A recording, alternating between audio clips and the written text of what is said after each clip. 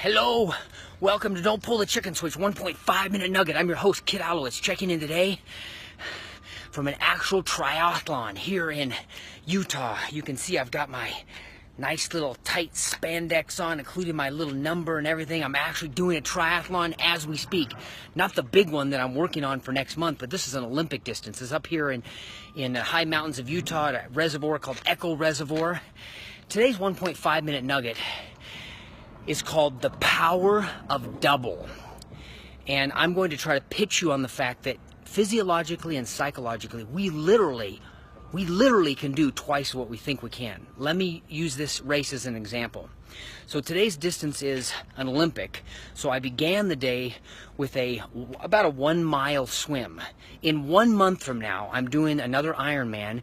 Put your head around this. I finished the mile swim. I'd have to turn around and go another mile. It's 2.4 miles for the swim part. Then you get out of the water and get on the bike. Today, I rode 25 miles. Put your head around this.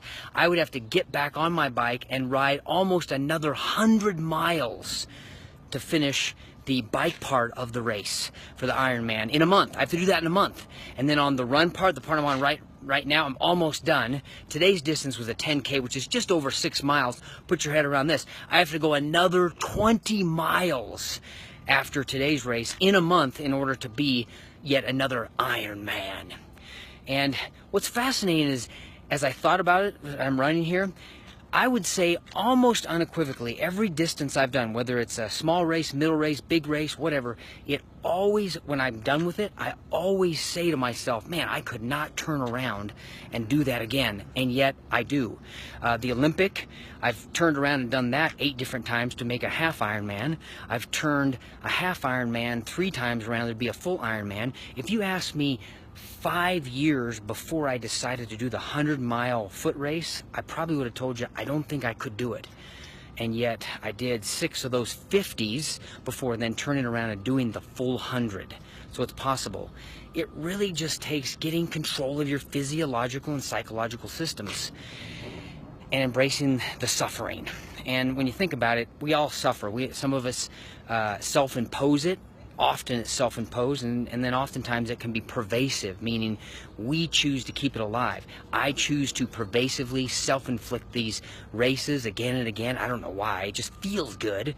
But think about how many of us pervasively or self-inflict other sorts of suffering that we then could overcome and actually get past if we wanted to. We don't want to lose weight enough, so we suffer with the extra weight.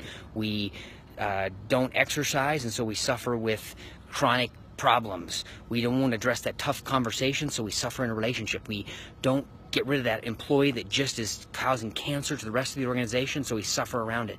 We choose that.